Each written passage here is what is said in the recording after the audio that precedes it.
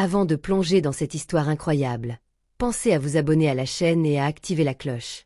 Ici, chaque récit a quelque chose à dire, et vous ne voudrez pas en manquer un seul. À quelques kilomètres de là, dans la tour la plus haute et la plus froide de la ville, le bureau de Charles Delcourt ressemblait à une forteresse de verre et d'acier, surplombant tout un empire bâti sur la spéculation, la rentabilité et la loi du plus fort.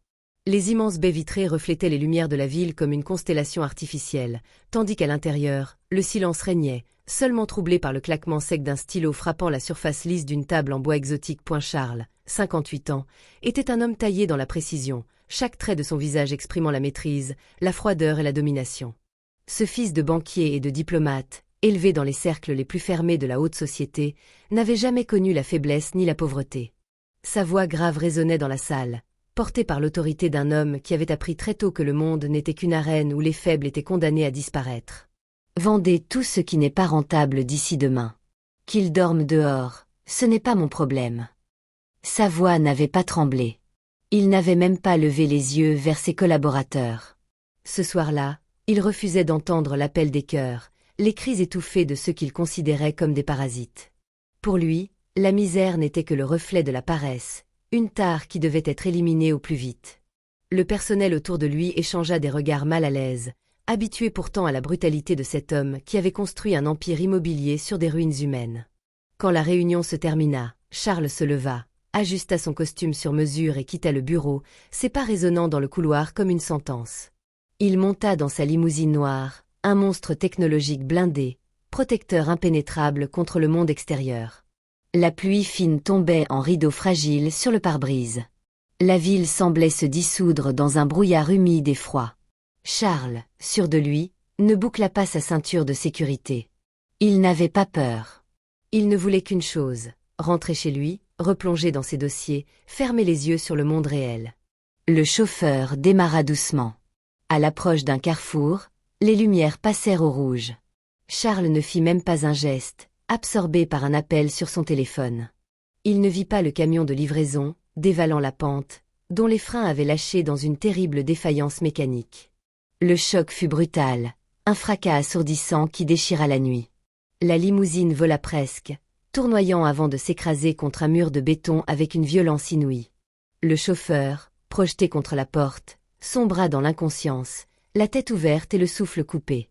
Charles, propulsé vers l'avant, heurta violemment le tableau de bord.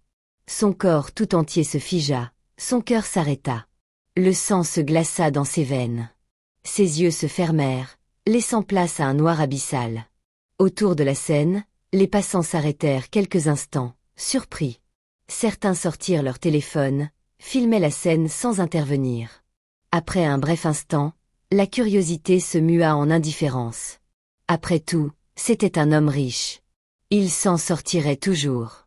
Dans l'obscurité humide de la nuit, sous un pont à l'écart de ces éclats de verre et de métal, Lina et Lila, les jumelles sans abri, dormaient à moitié enroulées dans un vieux manteau élimé.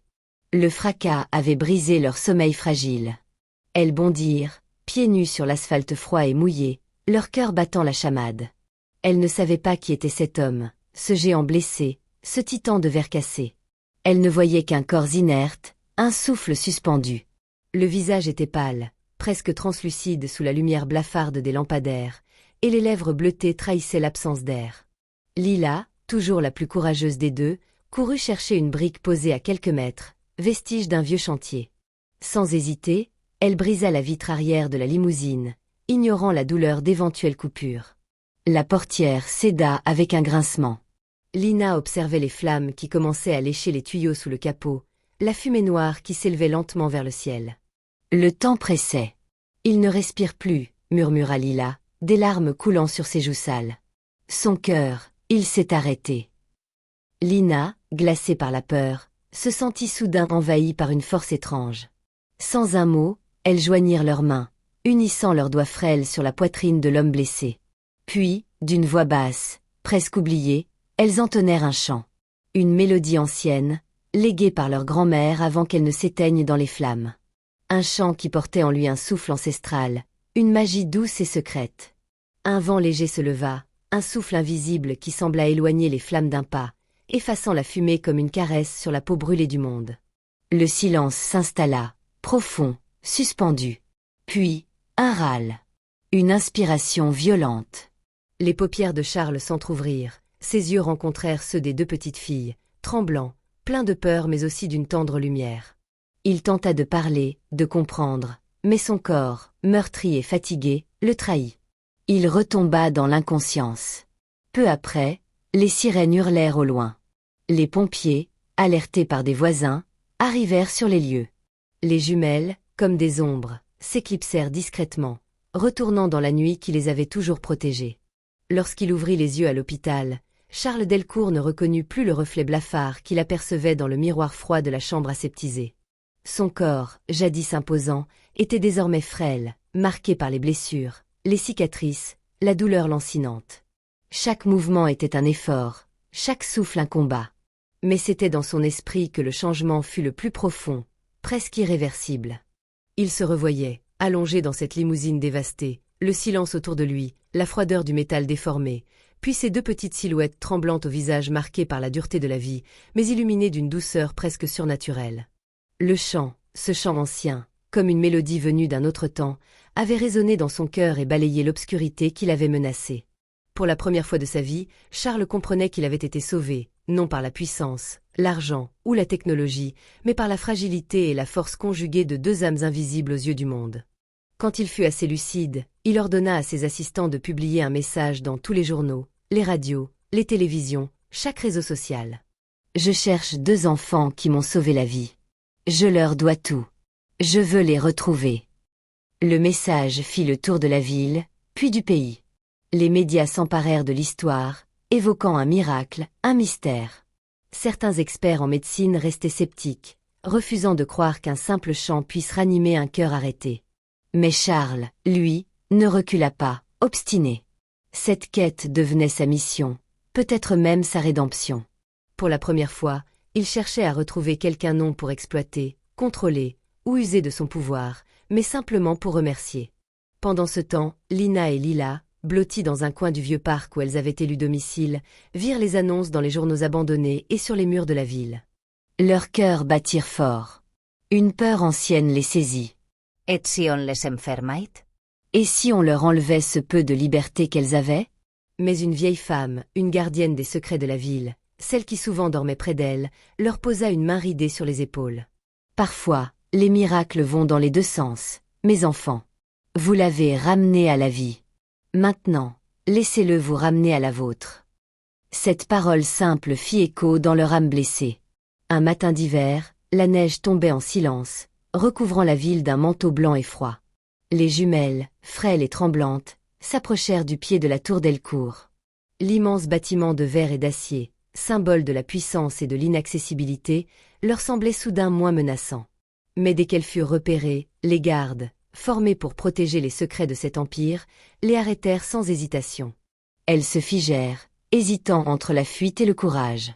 Charles, alerté immédiatement, descendit lui-même, ses pas lourds résonnant dans le hall, traversant la foule curieuse et silencieuse. Lorsqu'il aperçut Lina et Lila, il s'agenouilla, le souffle coupé. « C'est vous » murmura-t-il, la voix brisée par l'émotion. « Je vous dois plus que ma vie. Je vous dois mon humanité. » Ses yeux, pour la première fois, ne brillaient plus de la froideur d'un homme d'affaires impitoyable, mais d'une gratitude pure, naïve, presque enfantine. Il tendit ses mains tremblantes vers elle, implorant silencieusement un pardon qu'il n'avait jamais su demander auparavant. Après cette rencontre bouleversante, Charles Delcourt fit un choix qui surprit tout son entourage, il adopta Lina et Lila. Ce geste ne fut jamais un acte de charité ni une simple démarche médiatique. Pour lui, c'était une dette sacrée, un engagement profond pris devant la vie elle-même. Il leur ouvrit les portes de son immense demeure, un ancien palais de verre et de marbre, froid et impersonnel, qu'il transforma progressivement en foyer. Ce foyer, il le voulut chaleureux, lumineux, vivant. Chaque chambre, chaque couloir racontait désormais une histoire d'espoir et de renaissance. Il fit venir des professeurs pour leur offrir une éducation que les rues leur avaient toujours refusée. Il leur donna des livres, de la musique, la liberté d'explorer leurs talents, leurs rêves. Mais au-delà des biens matériels, c'est à travers elles que Charles apprit à voir le monde sous un autre jour. Lina et Lila, avec leurs regards vifs et leurs cœurs ouverts malgré l'adversité, lui montrèrent la fragilité cachée derrière les façades du pouvoir, la beauté dissimulée dans les âmes oubliées, la valeur immense de la compassion. Peu à peu, sa vision changea. Il arrêta les expulsions brutales orchestrées par son groupe immobilier. Il investit massivement dans la construction et la rénovation de logements sociaux, veillant à ce que chacun ait un toit digne. Ces tours, jusque-là symboles d'une richesse froide et inaccessible, devinrent des refuges, des lieux où les familles trouvaient chaleur, sécurité et dignité. L'entourage de Charles, habitué à son cynisme et à son implacabilité, le regardait avec scepticisme. On murmura, on railla cette « crise spirituelle » d'un magnate d'affaires qui semblait avoir perdu la raison. Mais Charles, lui, s'en moquait. Il ne cherchait pas l'approbation, ni la gloire, il suivait simplement une vérité intérieure. Lina et Lila devinrent bien plus que ses filles adoptives. Elles furent ses conseillères, ses confidents, ses guides. Leur présence lui rappelait chaque jour que ceux que la société ignore, rejette ou méprise sont souvent les plus lumineux, ceux qui portent en eux une sagesse insoupçonnée. Les années s'écoulèrent. Lina et Lila grandirent, leur force et leur lumière ne cessant d'éblouir. Charles, vieilli mais serein, regardait son œuvre, non dans les chiffres ou les contrats, mais dans ses sourires qu'il avait aidé à faire naître. À la fin de sa vie, paisiblement, entouré de ses filles devenues femmes, il rédigea un testament qui stupéfia le monde des affaires. Il ne légua rien aux banques, ni aux actionnaires. Toute sa fortune fut consacrée à la création d'une fondation, la Fondation du Souffle Invisible, dédiée aux enfants des rues, aux oubliés, à ceux qui n'ont plus de voix. Sa devise gravée au fronton de la fondation disait tout. Un cœur oublié peut encore battre. Il suffit qu'on lui donne un chant. Et dans cette ville où l'argent semblait autrefois tout gouverner, une légende naquit.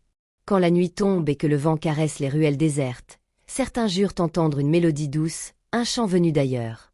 C'est la voix de Lina et Lila, le chant des âmes résilientes, qui continue de ramener à la vie les cœurs brisés, qui souffle une promesse d'espoir à tous ceux que l'ombre avait un jour recouverts.